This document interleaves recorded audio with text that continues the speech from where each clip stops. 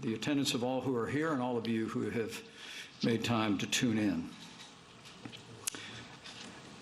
As we reported today, we have now more than 2,500,000 Americans that have contracted the coronavirus.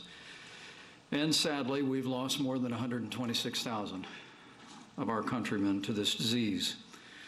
And I know I speak for the President and for every American when we express our sympathies and our deepest condolences to all the families who have lost loved ones.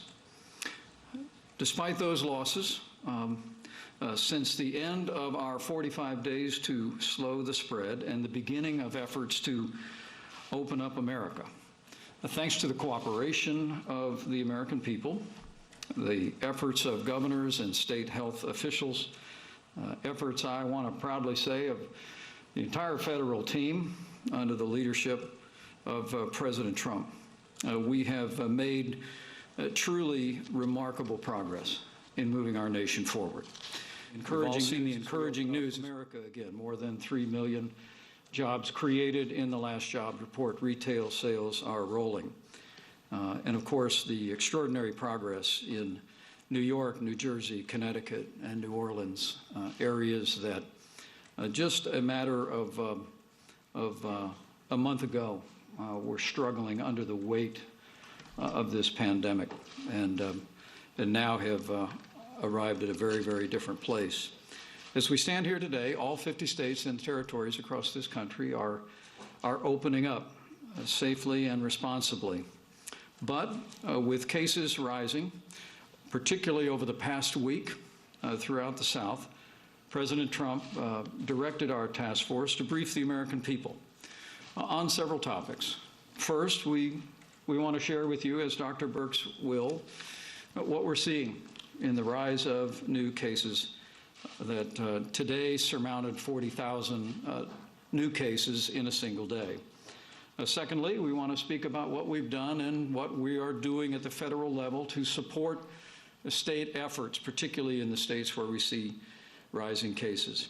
We'll talk today about how this moment in the coronavirus pandemic is different than what we saw 2 months ago, to better equip the American people to respond. And ultimately, we will speak about what every American can do to play their part in reducing the spread and the impacts of the coronavirus pandemic. For our part, also, I've spoken to governors in Arizona and Florida and Texas in the last 12 hours. And Dr. Birx and I will be traveling on Sunday to Texas, on Tuesday to Arizona, and I'll be traveling to Florida on Thursday of next week to get a ground report. And of course, on Monday, we will conduct what will be our 26th weekly call with the entire White House Coronavirus Task Force and all of the nation's governors as we meet this moment. Now, as I mentioned, it's important gathering today, I think, that we take a step back and think about how far we've come as a country. When the President tapped me to lead the White House Coronavirus Task Force, he said we had one mission, and that was to save lives.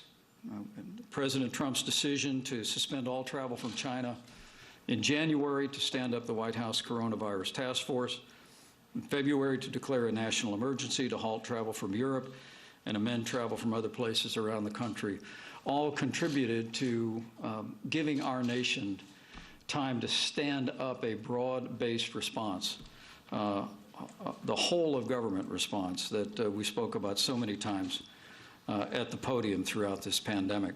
The State Department also coordinated the repatriation of some 95,000 Americans. And then came the moment when we brought this chart to the President of the United States on the counsel of our very best scientists. The President was presented with a decision that if we did nothing, no intervention, the possibility existed at that moment in time that we could lose between 1.5 million and 2.2 million Americans. But with intervention and with mitigation, by calling on the American people to embrace the mitigation efforts, social distancing that were called upon, first in the 15 days to slow the spread, that would become 45 days to slow the spread. Our best scientists believe that we could reduce the number of American fatalities to a number ranging between 100,000 and 240,000. The President made that decision, and we unveiled the 15 days that became the 45 days to slow the spread. And inarguably, as we see where we are today as a nation, because of what the American people have done, because of the incredible work of our healthcare workers, because of a partnership with governors in every state, we did just that. We slowed the spread. We flattened the curve. We saved lives. In the midst of that, we exponentially scaled testing capacity, partnering with private sector, commercial laboratories. We've now reached some 30 million tests across the country, conducting some 500,000 tests a day. In that partnership with governors also, the President directed us to make sure that states had what they needed when they needed it. And at this point, I'm pleased to report that the federal government both delivered and facilitated the delivery of billions of supplies of face shields and gowns and gloves and masks, and we continue to be on track to construct more than 100,000 ventilators in 100 days. And as I spoke to governors last night, they confirmed to me again what FEMA's reported. We have no outstanding requests from any state at this time for personal protective equipment or medical supplies. Let me say that again. In the affected areas, particularly the states down south that are seeing rising cases, we have no outstanding requests. But as I told the governors, we are ready at a moment's notice to surge personnel, to surge supplies, to expand capacity, and to support their healthcare response. In the midst of all of that, I think it always bears saying that because of the great work of our healthcare workers and because of American manufacturing, no American who required a ventilator has ever been denied a ventilator in the United States. I consider that nothing short of a national accomplishment. We also surged hospital capacity in areas of the greatest anticipated need. We sent military and National Guard personnel. These charts showing the progress that we've made in New York and New Jersey and New Orleans all demonstrate the efforts of the people of those states in cooperation with federal government and all the great healthcare workers to show the progress that we made in areas that were once deeply impacted. And we extend our thanks. We extend our thanks to the people of each of those states for the sacrifices that they made during those great and challenging times. But at the close of that 45 days to slow the spread, we unveiled a plan to safely reopen America again. And now all 50 states and territories are moving forward. And as I said, we're seeing America go back to work. And in much of the country, we're seeing jobs expanding and economic activity expanding. But our focus today is very much on the advent of a rising series of new cases across the American South. But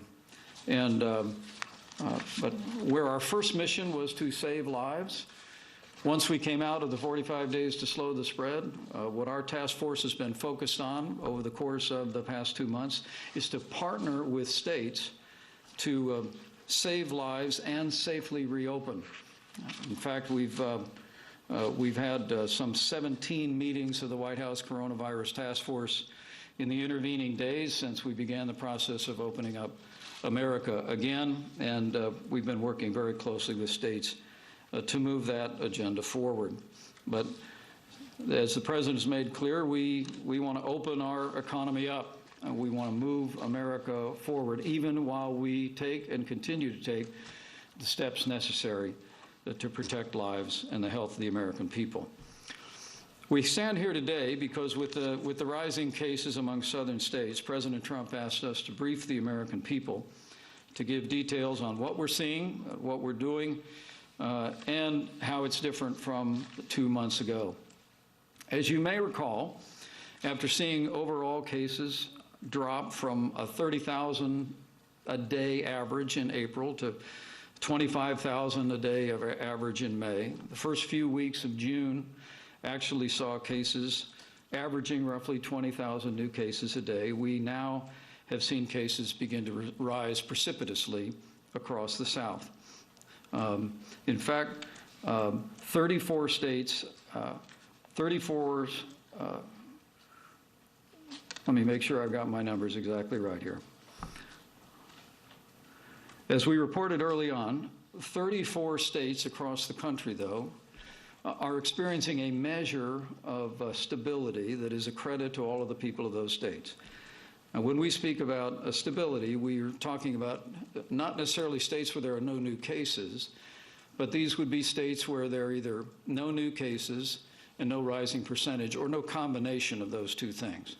There may be states across the country that are seeing a modest increase in cases, but their percentage of positive rates is remaining very stable. But nevertheless, there are 16 states with rising cases and rising percentages. We'll be focusing on those states today. The first thing we'd share with the American people is that while there is a penchant in the national debate to use a broad brush and to paint an entire state one color if there are rising cases in a portion of the state, this is actually a better picture of the data that we literally analyze every single day. Dr. Birx will take a few moments to unpack the specific outbreaks in Texas, Florida, Arizona, and California. But the first thing we would convey to the American people is that from this new positive results in the last 3 days, you can see the concentration of new cases in specific parts of states, and of course, very specifically in parts of the country. Secondly, we want the American people to understand it's almost inarguable that more testing is generating more cases. To one extent or another, the volume of new cases coming in is a reflection of a great success in expanding testing across the country. As I said at the top, we're testing more than ever before, some 500,000 people a day, and perhaps we could go to that testing chart if it's there, just to show you the acceleration of testing that's taken place over the course of this pandemic in the United States. It's truly been remarkable, and it's been a public and private partnership from the very outset. One of the things that we're seeing among the cases, and we hear this in Florida, and we hear this in Texas and elsewhere, is that roughly half of the new cases are Americans under the age of 35, which is at a certain level very encouraging news, as the experts tell us, because as we know so far in this pandemic, that younger Americans are less susceptible to serious outcomes of the coronavirus. And the fact that we are finding more younger Americans who've contracted the coronavirus is a good thing. And so we'll speak about the testing, and Admiral Brett Giroir is here and can detail any questions that you might have about testing going forward. Thirdly, we'll talk about what these new numbers mean and how we can address them. And Dr. Fauci will speak about that in just a moment, particularly in the affected areas. And the other area that we spend a great deal of time thinking about is hospitalization. Not only do we track new cases every day on a county-by-county basis, but we also track hospitalization. And the map on the left of your screen represents how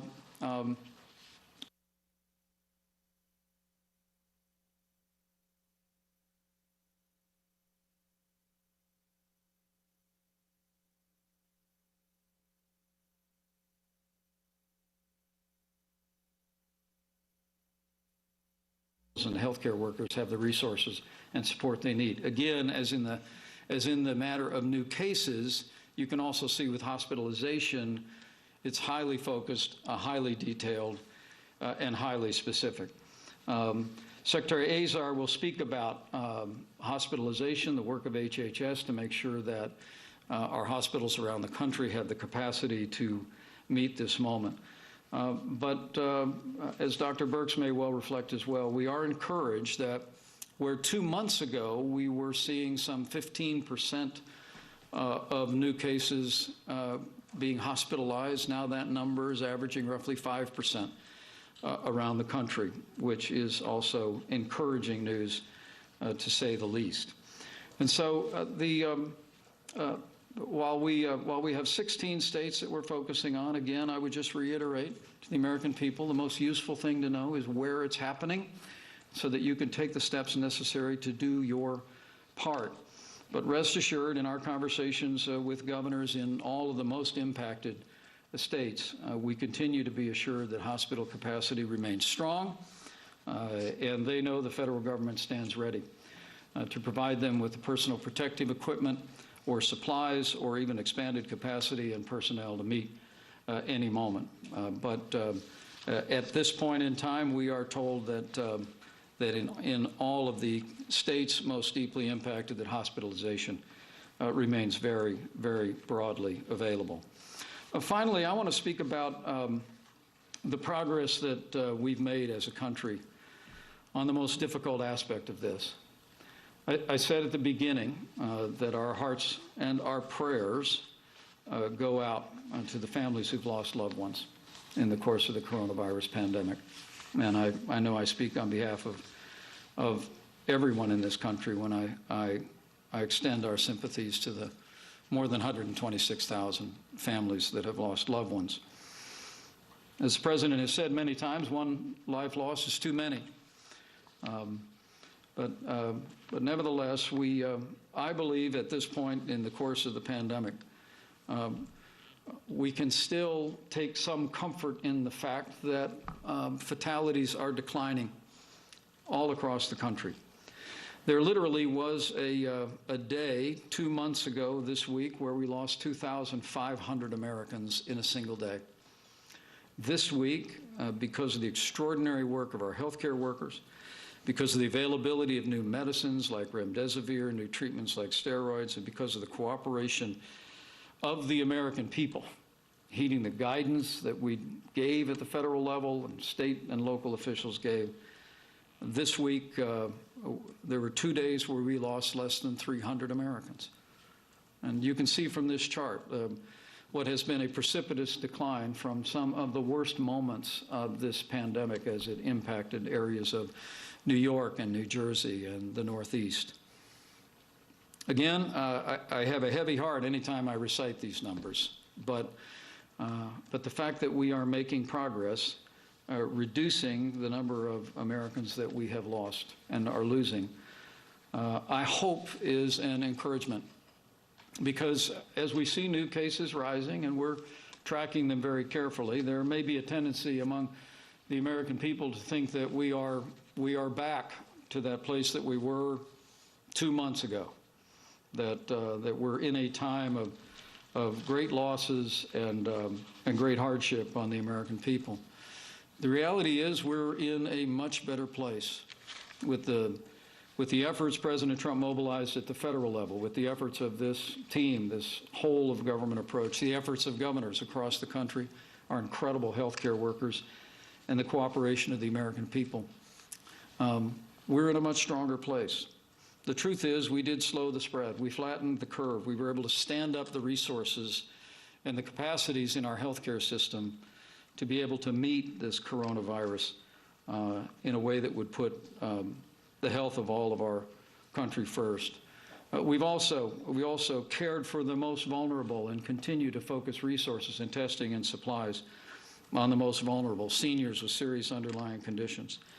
And I too believe with all my heart that we've continued to save lives. We've created a solid foundation for whatever challenges come, either in the days ahead or in the months ahead. And that's a credit. That's a credit, I believe, to our president, to our federal team, to our state partners. But mostly it's a credit to the American people and our healthcare workers. And so we stand here today. We believe we've made progress. But as we are reminded, as we see cases rising across the South, that we still have work to do. And so we say to every American, particularly those in counties and in states that are being impacted by rising cases, that now's the time for everybody to continue to do their part. And I think you'll hear from this podium today a particular message to younger Americans across the Sun Belt, and the role that you can play in protecting the vulnerable and making sure that while the coronavirus doesn't represent as significant a threat for a serious outcome to a younger American, none of us would want to bring the disease back to our parents or grandparents, moms and dads, an elderly friend, or a friend who has an immunodeficiency and cause a serious outcome as well. And so we leave you just with the guidelines for all of the phases.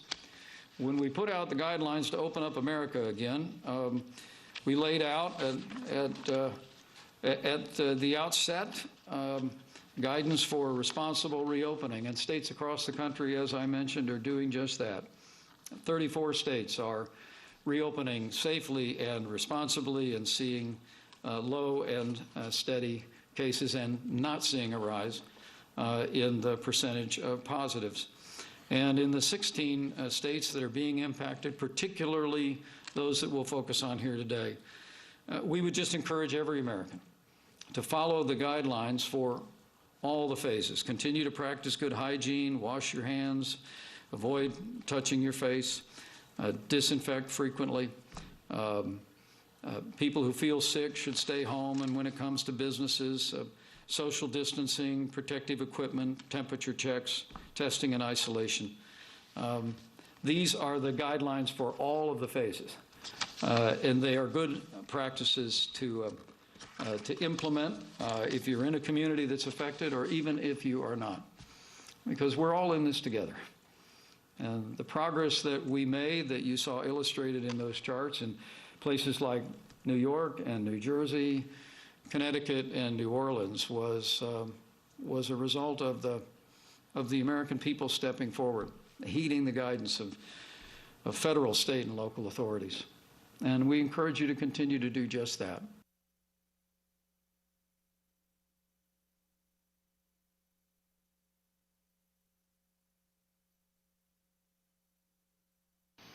But for those in the areas most affected, we just want to encourage you to listen to and respect the guidance of your state and local authorities. Recognize that this is different than 2 months ago, both in our ability to respond and in the nature of those that are being infected, and that younger Americans have a particular responsibility to make sure that they're not carrying the coronavirus into settings where they would expose the most vulnerable. And lastly, as I prepare to bring Dr. Birx to the podium, I just encourage every American to continue to pray. Pray for all the families that have lost loved ones. Pray for our healthcare workers on the front lines. And just continue to pray that by God's grace, every single day, will each of us do our part to heal our land. With that, I'll introduce the coordinator of the White House effort on the coronavirus, Dr. Deborah Birx. Thank you, Mr. Vice President. Thank you for that great introduction. Just to remind everybody where we have come from in the last 4 months, we have a great deal of understanding now about the differential disease. Differential infections, no. We believe everybody is susceptible to infection. But we know infection leads to a spectrum of disease, and we have much better details about who is vulnerable and why they are vulnerable. And as the Vice President said, at one time, we were diagnosing people in the ICU after they came into the emergency room. And thanks to the millennials who have been heeding our guidance, they have been coming forward and getting testing. And so whereas before we told them to stay home, now we are telling them to be tested. And this is a great change for us because it allows us now to find the asymptomatic and the mild diseases that we couldn't find before. As Dr. Redfield talked about yesterday from the serology test, we have a great understanding of what was happening in March and the number of asymptomatic and mild conditions that led to individuals to have antibody but never come forward with significant disease. We now know who's at risk for significant disease, and we now know it's particularly the elderly, individuals over 80, and individuals with comorbidities. And remember, those comorbidities span the entire age group. We do know that we have people in the younger age groups with significant type 1 diabetes, and may also have individuals with significant obesity. We know that those are risk factors, and so risk factors go with your comorbidity, not necessarily with your age. And so as we call on individuals to protect one another, by passing someone on the street, you don't know what comorbidities they have. And this is why we've been focused on trying to protect one another. We also know who's at risk for the highest mortality, and because of that, we've been able to, the clinical care has dramatically improved. And I want to thank NIH, who's been working constantly to update the clinical guidelines. So physicians around the United States and frankly around the world who are using those have the most updated information about how to actually improve disease courses of those that are in the hospital. We of course have improved treatment in the hospital that we didn't have in March and April, with improved methods of oxygenation, which is really quite important, improved treatment of acute respiratory distress, that's that individuals on the ventilator, we know now will respond quite well to steroids. And then research that is ongoing on what we call the acute cytokine storm. That is when often in that later stage when people are on ventilators, they're seriously ill, may need steroids and other items, and that's being researched. And the work that's being done on clotting research by the NIH. We also have new therapeutics that have been used both as compassionate use like convalescent plasma, and now remdesivir, that we just reallocated and ensured it was available to these states that are facing the increased hospitalization, as well as the monthly allocations that we have been sending out. If we can go to the first slide, please, and start where the Vice President left off. Really, this disease is tackled community by community, testing at the community level and working with community groups to understand the spread in those communities.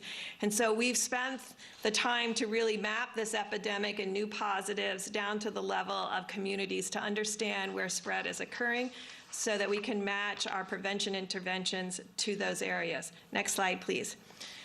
As we discussed, and it's difficult for you to see on this graphic because the top line is New York.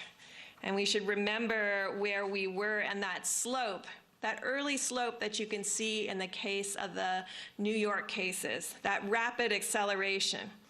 On the same slide, you can see California, that is the blue line that is just passing the orange line.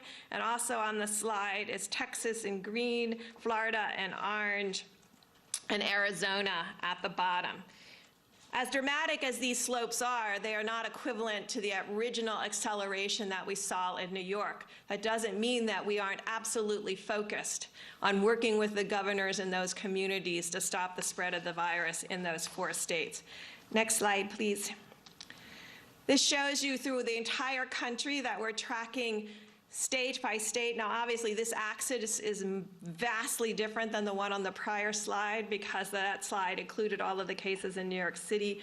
But you can see on this slide that we've been tracking very closely North Carolina. A team's been in with North Carolina working with the state and local public health authorities to really respond to the changes there, as well as the South Carolina at the bottom. Next slide, I'll just go quickly through these so you can see Oklahoma's at the bottom of this slide. And next slide, you can see on this slide Idaho and Oregon.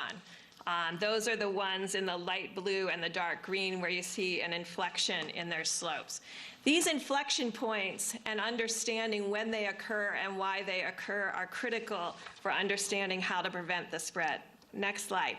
Now, what the Vice President talked about is we've created an alert system that brings together what we just talked about, rising cases with an understanding of test positivity.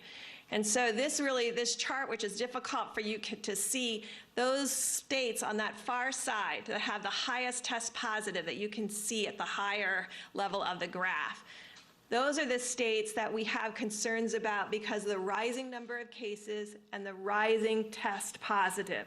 This explains the extent of community spread. In states that have increasing cases but falling test positives, it tells us that they're getting into the communities to find the asymptomatic cases. And so these are the things we put together to understand the full picture. Next slide, please. So this really puts on one slide the states that we have, that we've been talking about across the South, where we have our greatest concerns. The two top states with the largest increase in test positives are Texas and Arizona, followed by Florida, Mississippi, South Carolina, Alabama, Georgia, Louisiana, Nevada, and Utah.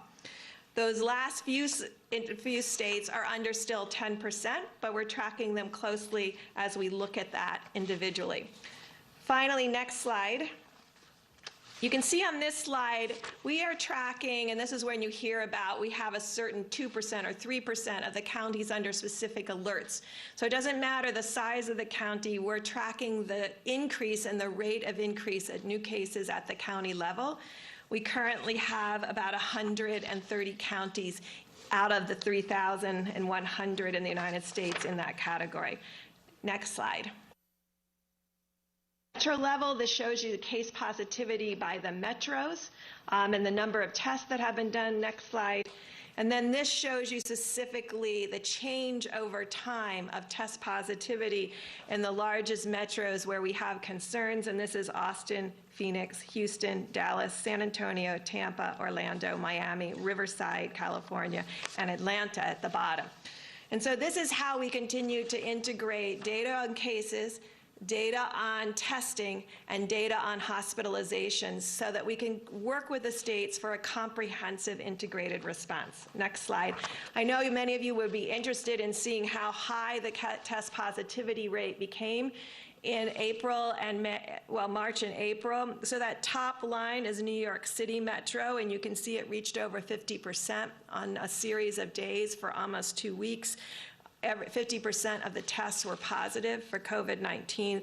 Underneath that, you see New Jersey and Minnesota and a whole series of individuals. Detroit is the second large mountain. Next slide. So quickly to show you how we look at this at the state level and work with the governors and the local health authorities. So this is Florida. We track testing, it's done, the number of test positives that are in the blue line, the total number of cases seen in the black bar, and what we call the syndromic presentations of early respiratory diseases and pneumonias. Next slide. This then, we look at the county level to look for changes in the slope of the number of new cases. So you can see that top county that has the largest increase in slope in cases is Miami, Miami-Dade, followed by Broward and Palm Beach. All the other counties are much lower in their daily case increases. This allows us to focus resources and testing along with the state into these specific sites. Next slide. That all comes together to create this graphic so that individuals can understand and we can understand precisely what the rate of growth is and where the rate of growth is occurring by the shading of the boxes. Now I'm going to quickly take you through Texas because it's the same story. Next slide. So this shows you the exact same graphics now shown for Texas, showing a continued rise in the daily tests performed, but also a rise in the test positivity, the blue line. You can see throughout May, after opening, their test positivity continued to decline as their testing increased. It was in the last 2.5 weeks that we saw this inflection of rising test positivity along with rising testing. But it was the increase in test positivity that alerted us, along with the increased cases, that this was becoming an alert. You can see in the red boxes, everything is heat mapped. So at a glance, you can tell those 2 boxes that are in the middle that are red. That's the heat map showing that this has rising cases and rising test positivity. Next slide. But even in Texas, next slide please. And this gives you a map of Texas that shows where the cases are and where they're rising the most rapidly. And finally, I'm just going to go through Arizona very quickly along with California. So next slide. Same situation that we're showing here with Arizona, rising number of tests being performed, but also rising test positivity, rising cases. Next slide. Arizona is unique, and they have essentially one county that is primarily represented by the depth of the new cases, and this is in the Phoenix area. Next slide. Then next slide. So this is California. And so you can see California over the last week has had that increase in test positivity. You can see that dramatic increase at the end of that bar in the blue line, along with still increasing testing that has been done. And we just want to thank all of the governors and all of the work at all the laboratories that has allowed us, along with HHS and Brett Gerard, who ensured that the supplies were there to really increase these orange lines. You could see in each of these cases, these orange lines have dramatically gone up over the last 4 weeks. Next slide.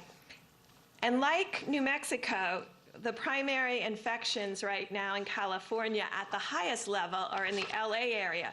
But because LA is a large metropolitan area, next slide, you really need this kind of more specific and local graphic to really show that it's also increasing in the Central Valley. And this gives us the ability to focus resources among agricultural workers to improve testing and isolation for those who become positive. So I just wanted to take you through how we've been looking at data, how we consolidate that data, and then Monday report it out to the governors. We hope over the next week to be able to really have this data available in real time on the White House website so that everybody across the country can see where the cases are. Because in the end, we really want to call to action. When we started talking about what can be done, we said the most important thing that would change the spread, and I'm going to turn that over because I know Tony's going to talk about it, is really individual behavior and our respect for one another through social distancing, wearing a mask, and ensuring that we're protecting the most vulnerable that may be in multi-generational households. And I just want to end by thanking again the millennials who have come forward. And I know during the protests we asked a lot of them to go forward to get testing, and we see those testing rates really improving in the under 40 age group. That is going to be important to continue to accelerate testing among the under 40 age group, because that's the age group most likely to have asymptomatic spread and be spreading the virus unbeknownst to them. And I want to really make it clear, no one is intentionally spreading the virus, but they don't know that they're positive, they don't have symptoms, and need to be tested in order to have that awareness. And so we really want to thank them again for coming forward and really enriching the amount of testing that has been done in the under 40-year-old age group. And to our older population, you know if you have comorbidities, you know if you're over 80. We ask you if in the hot spots in these states that are having expansion in cases to continue to shelter as much as you can and use your grandchildren to go and do your shopping. Thank you very much, Dr. Birx, and thank you, Mr. Vice President. So I want to extend just for a couple of minutes some of the comments that were made both by the Vice President and by Dr. Birx, and it has to do with the situation that we find ourselves facing right now. It's very clear from the maps that you saw that there are certain areas in the country, states, towns, cities, regions, that are doing very well, that have followed the guidelines and are opening up in a prudent way that's been effective. However, as you can see, we are facing a serious problem in certain areas. Now, when you look at the map, it's very interesting because you see some dark parts of the map and some light parts of the map. We have a very heterogeneous country, but heterogeneity does not mean that we are not intimately interconnected with each other. So what goes on in one area of the country ultimately could have an effect on the other areas of the country. So let's take a look at this problem that we're facing now, this resurgence of cases. I don't think there's time enough now all day to try and analyze and figure out the multifaceted elements that went into that. You know, everything from maybe opening a little bit too early on some to opening at the right time, but not actually following the steps in an orderly fashion, to actually trying to follow the steps in an orderly fashion, But the citizenry did not feel that they wanted to do that for a number of reasons, likely because everyone feels the common feeling of being pent up for such a long period of time. So we're not going to say blame, we're not going to try and analyze it, but there is something that's very important about it that I'd like to get a message to the country in general. When you have an outbreak of an infectious disease, it's a dynamic process that is global. So remember, what happened in China affected us. What happened in Europe affected us. What's happening here is affecting others. We can't get away from that. It's interconnected. So therefore, if we are an interconnected society, we've got to look at the fact of what our role is in trying to put an end to this, because everybody wants to end it, everybody wants to get back to normal, and everybody wants the economy to recover. I think we all are pretty common in that. That's a given. So what can we do? What I think, upon talking to a lot of people and reflecting on it, we have such an unusual situation because of all of the decades that I've been involved in chasing infectious diseases. I've never seen anything that is so protean in its ability to make people sick or not.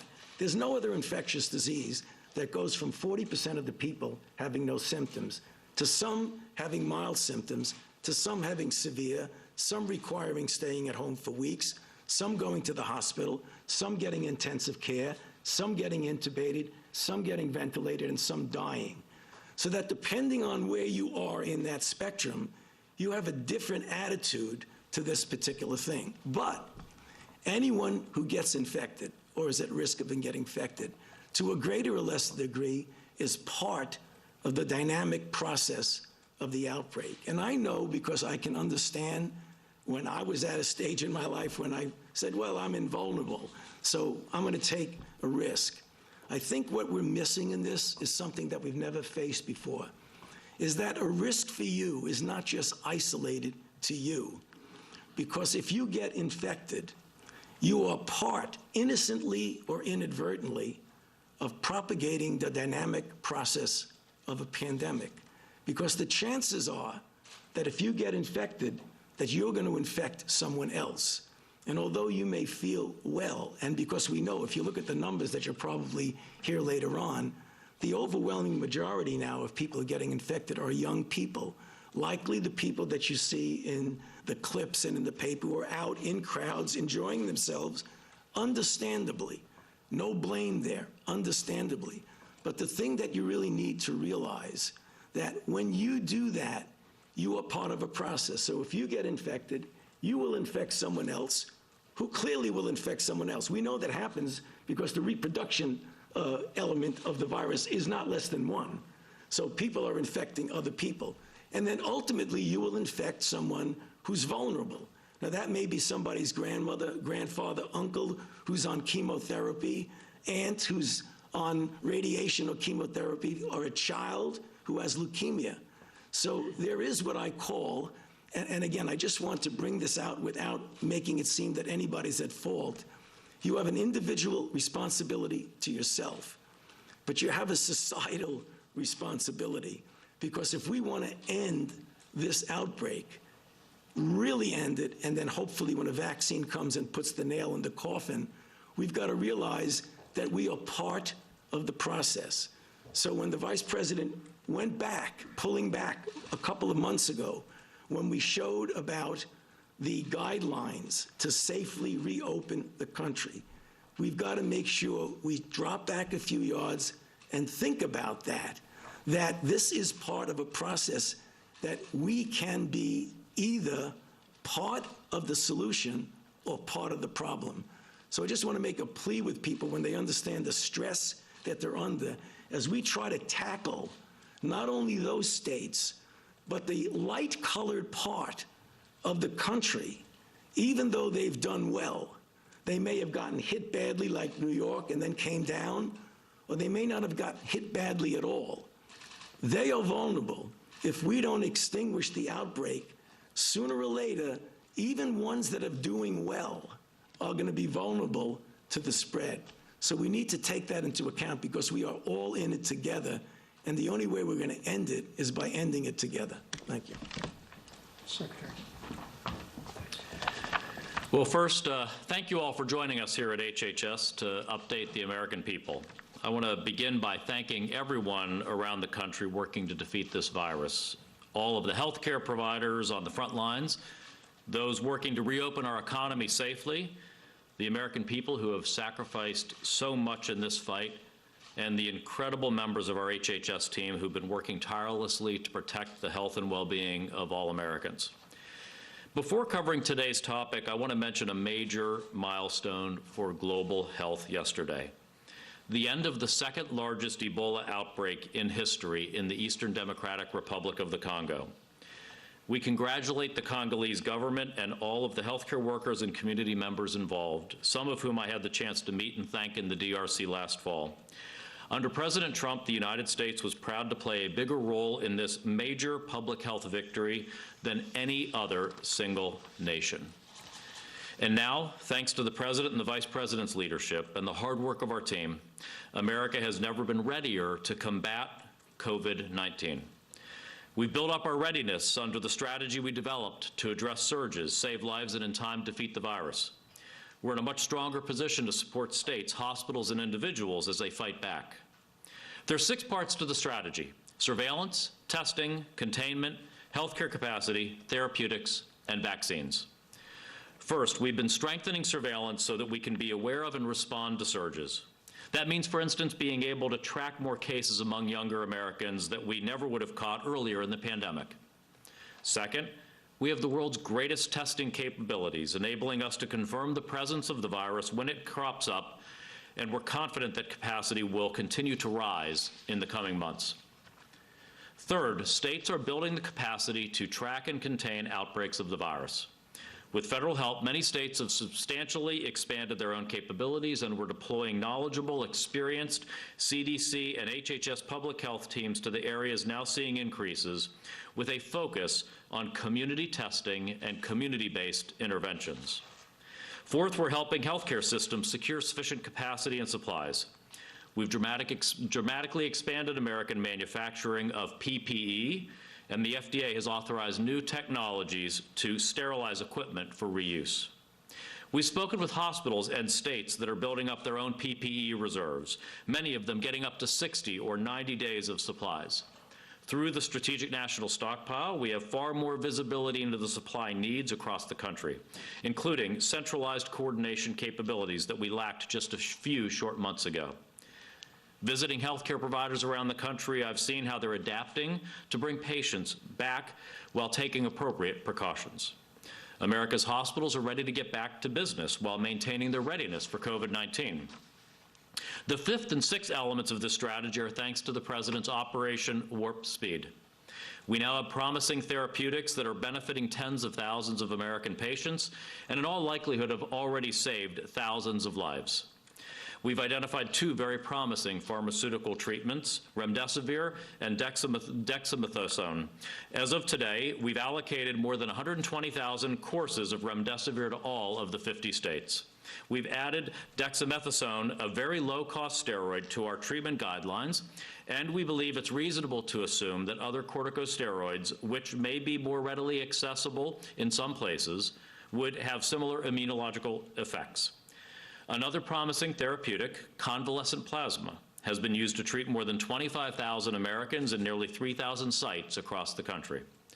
There are no certainties in science, but with more than 140 clinical trials underway in the U.S., it's a pretty safe bet that more good news on therapeutics is on the way and on the way soon.